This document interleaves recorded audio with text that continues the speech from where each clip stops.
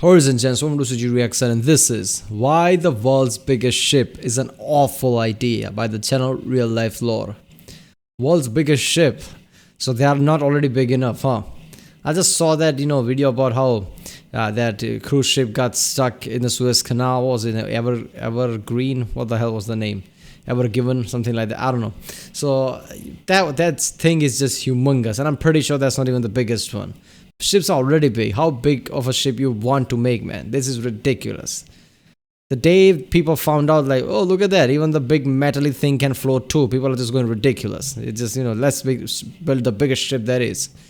So yeah, I guess he's gonna make a point based on what happened at Suez Canal, like, big ships gonna get stuck or something. I don't know what he's gonna talk about here, but it's gonna be fun. This is the latest video. He just uploaded this yesterday. RealLifeLore is a great channel. He could make some of the topics that no other channel makes. It's just awesome. I've written quite a few RealLifeLore videos already. If you haven't seen them, check out the cards. There's a playlist I've for it. Check out the link in the description with all of my other videos. Check out the end cards, and yeah, let's do this one. This video was made possible by Audible. Get a free audiobook when you sign up at audible.com/reallifelore. Let me ask you a question. What's the furthest length that you would go to in order to reduce your taxes? Would it just be walking over to an H&R Block and talking to some guy over there about some tips?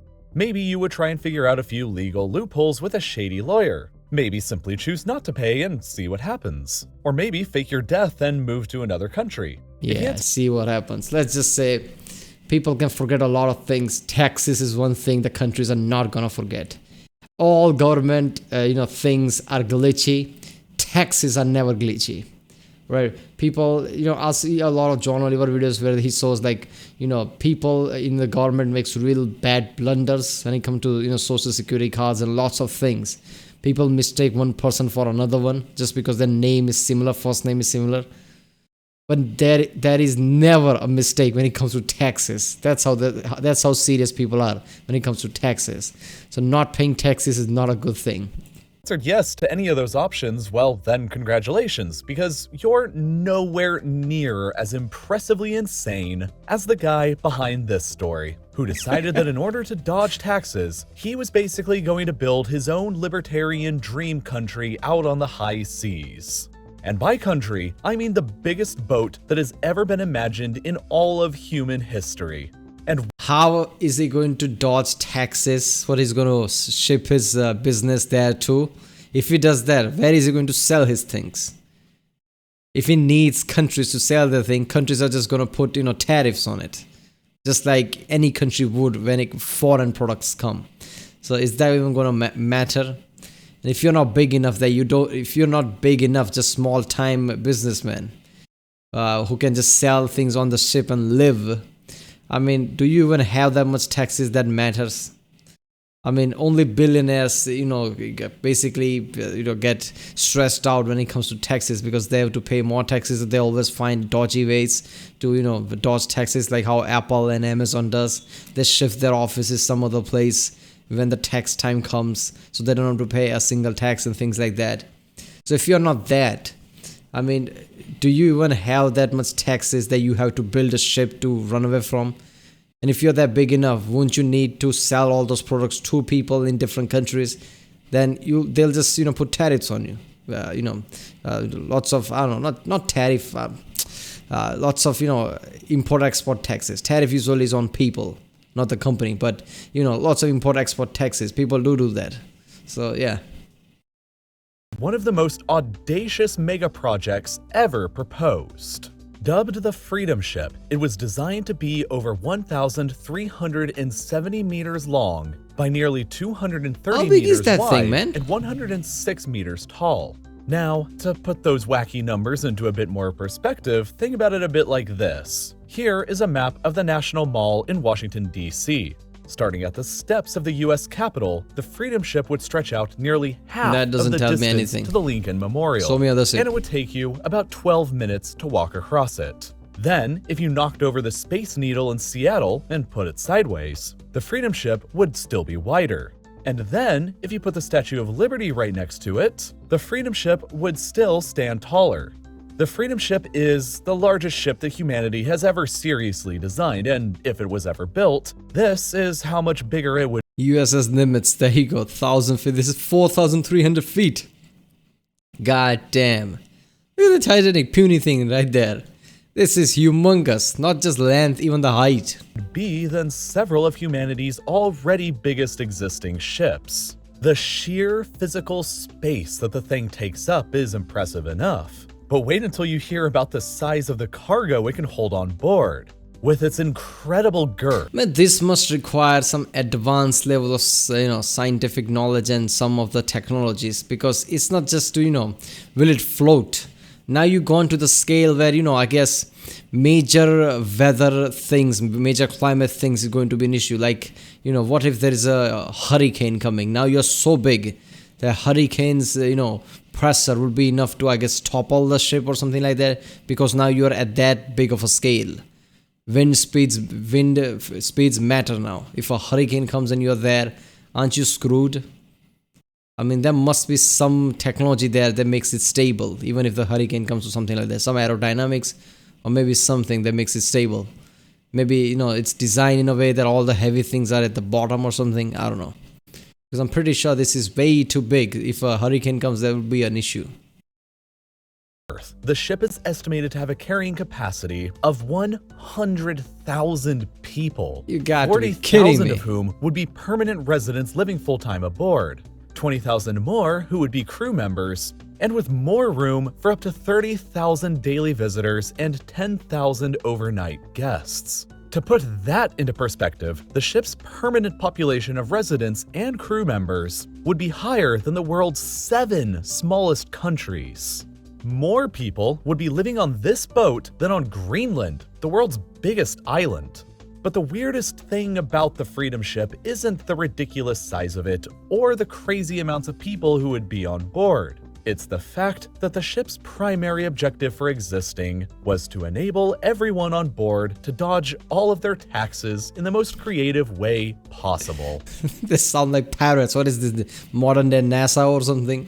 The Freedom Ship was intended to continuously travel along this route at all times, never staying in a single place for too long in order to ensure that all of the residents on board wouldn't be classified as a resident of any single country. Retirees Wait a minute.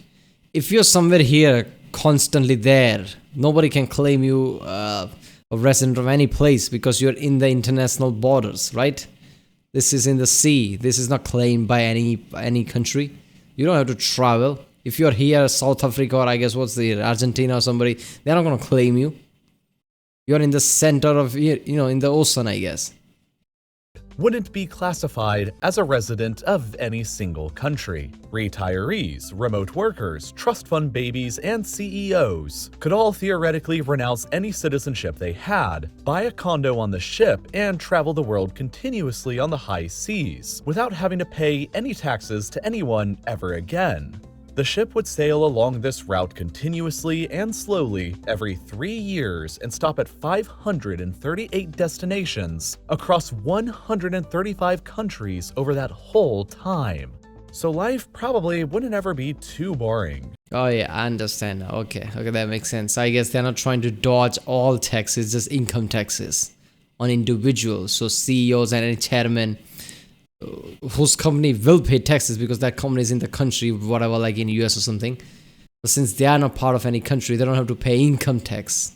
I mean, people have much better way to dodge income tax in places like US and everywhere else, which barely pays taxes. So this is not required. The whole project was the brainchild of the eccentric engineer Norman L. Nixon. Back in the 1980s, he was a part of a team of engineers who were looking into building a brand new city Is he a on the relative 50 of- square kilometer uninhabited island of East Caicos here just south of the Bahamas. The plan was to basically Is he a relative of the Nixon, the president? transform this small, uninhabited island into an economic tax haven for the rich, and transform it into something more like a Caribbean island version of Hong Kong. But after a bit of political turmoil, the project ended up getting cancelled. But Nixon wasn't ready to quit on his wild city-building dreams. Initially, he and his team searched for alternative natural or man-made islands to build their dream on, but when nothing suitable could be found, one of the original project backers suggested that they just build their own island instead. Nixon thought, better yet, what if they just built their own private tax-free island that could also move? And so, the insanity of the Freedom Ship was born. Alright, if you're not going to take taxes even in here at the ship, how are you going to manage the ship? What's going to pay for things? I mean, taxes are there for a reason, to basically pay for things. If you create an island, which is a tax haven apparently, how are you going to govern that island without money? What, you're going to put your own money into it? So you're basically helping everybody else besides you to be tax-free while you pay for things. Who's going to pay for things? I mean, the island or even the city equivalent of this ship is not going to run by itself. It's going to need money. Life on the ship would be designed to be as normal as possible, but there would be some distinct differences. Even though the primary draw for people potentially considering moving onto the ship would be the avoidance of any government taxes, the Freedom Ship would still have a form of their own taxes in the shape of basically HOA or condo fees. Residents would have to pay a certain level of fees every month in order to provide for the general maintenance and upkeep of the ship's functions, along with the salaries of the ship's That's what the taxes are, man. 20,000 crew members. But compared with the very high income taxes that a lot of very high net worth individuals would be facing back in their home countries anyway, these fees would be just a tiny percentage of that, so it'd be well worth it for them to consider. The ship would also house light manufacturing and industrial areas, offer a world-class hotel, casino, and even a convention center where events could be hosted as the world's biggest ship sailed around the world. But since the ship would be such a behemoth, there's a lot of places that it just simply wouldn't ever be able to fit into. For a topical example, the Suez Canal. The Freedom Ship would be over 230 meters wide, while the Suez Canal is only 200 meters wide at points, meaning that if it tried to squeeze through the world's shortcut, we'd have an even worse situation than the one we got earlier this year. At only 150 meters wide at certain points, the Panama Canal is also too narrow for the chunky Freedom Ship to squeeze into, so the ship has to sail everywhere the long way. Very few ports would be able to accommodate it long-term either, so it's designed instead to be out of port more than 70% of the time. Most of the time, it'll have to anchor off the coast and ferry passengers and supplies to and from the shore. These boats, run by the local Freedom Ship Coast Guard, would be capable of holding 350 passengers each and leave the ship every half hour. The ferries would be stored in a large marina on the backside of the ship, but if anyone got sick of being on ships all the time, they could always just fly to and from the 350 every half an hour. Well, that many total people on board. If Titanic type situation happen here somehow, lots of people are going to end up dead. That's just way too many people. The Freedom Ship, because on the top deck, there would also be a 2-lane runway airport that would be capable of accommodating small private turboprop aircraft that can carry around 35 to 40 passengers each. This would let residents and guests visit the nearby shoreline and cities as the ship sails along, as well as bring new guests on board for short-term stays. And of course, let's not forget the onboard subway system that would span the entire length of the ship as well, allowing residents and guests to zip to anywhere they may need to go in just mere minutes. If 12 minutes is just too long for you to walk for. Alright, so you might be thinking at this point, this sounds great and all, but how could you possibly build? I don't think this is gonna happen ever, but this feels like, the Mass Effect Citadel thing. This feels similar like that. In the international waters, there's a massive city which is floating on the water. It's cool in a way when you think about it. Build such a massive ship. The engineering approach for her construction will, of course, be much, much different from today's ocean-going vessels. While most modern ships are constructed around what's known as a keel, which is like the main structural backbone of the ship, the Freedom Ship won't. The Freedom Ship will be constructed of large, airtight steel cells that can be assembled on the shore and then bolted together once floated out to sea. It's sort of like Legos, but scaled up to full-size shipbuilding. The ship was also designed to be equipped with 100 4 1,000 horsepower diesel engines for powering the Colossus across the world. The only problem is that nothing to this scale has ever been built before. Yeah, it's technically feasible to do it and build it, but the question is, would it really be worth it? Norman Nixon passed away some time ago, and the Freedom Ship project has been trapped in development hell ever since it was first proposed back in the 1990s, largely over how ludicrously expensive it would be and a lack of interest or trust from would-be investors. The estimated price tag, you ask? A cool $10 billion. And that's just to get the thing out to sea, not factoring in operating, maintenance, or crew costs to keep it there. For 100,000 people on board, 10 billion doesn't seem that costly, but yeah, look, here's what I'm thinking. Proper rich people who are really rich, I mean, they don't care that much. They already have ways to dodge taxes, and whatever the little taxes they pay in the name of income tax, they don't mind that much to begin with. They're not going to put effort into something like this, and they're not going to stop living in their villas in, I guess, somewhere like, California beach or somewhere, God knows where. Some great place just to live in middle of the ocean where it stinks of fish or something. So no, I don't think this is gonna happen. This is just stupid. $1 billion, for reference, is about 2.5 times the cost it took to construct the Freedom Tower in New York City, the tallest skyscraper in the Western Hemisphere. Finding any kind of detailed information or data on this project online has been incredibly difficult as it is, so honestly, it would probably be even worse than that. When the United States government began construction on the Big Dig Highway project in Boston, they estimated that the initial cost would be approximately $7.4 billion in today's money. But 11 years behind on schedule when the project was finally completed, the price tag stood at $21.5 billion. It was delayed that much. That's why there's a mission in Fallout 4 called Big Dig, and they say it never was finished. Because I'm pretty sure when the Fallout 4 came out, the project wasn't finished, so Bethesda just put it in like this is never going to finish.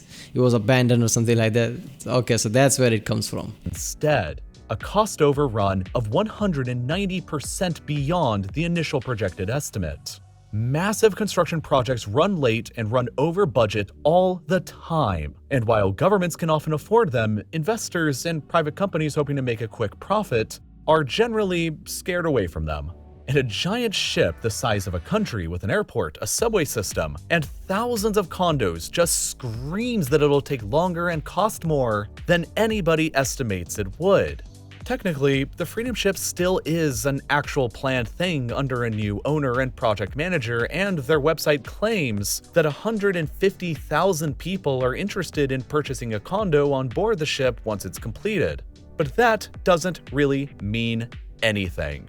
Over 25,000 people signed a petition stating their interest in the US government building a Death Star too. And 107,000 people just told me in one of my polls from last month that their favorite small town in the US was Ding Dong, Texas. So polls don't really mean a lot on the internet. For now, the free-floating city 2016 elections should tell you the polls means nothing. The biggest ship ever designed, traveling around the world with tens of thousands of obscenely rich residents, dodging taxes with tens of thousands more working-class crew members on board, remains a blueprint. A plan waiting to be carried out whenever the possibility arises. If it ever does become a reality in the not-so-distant future, though, whoever builds it will have to work extra hard to not make it seem like a real-life dystopian science fiction story. We already have plenty of those, like Artemis by Andy Weir. Yeah, people, go to audible.com/RealLifeLore and support this channel. Yeah, this world's biggest ship, the Freedom Ship or whatever, I don't think that's ever going to happen. This is just stupid. I mean, yeah, I can see how, first I said, billionaires are not going to live there. They are not going to abandon their villas and things. But they don't have to. They just have to register their home on this international ship and don't have to live there.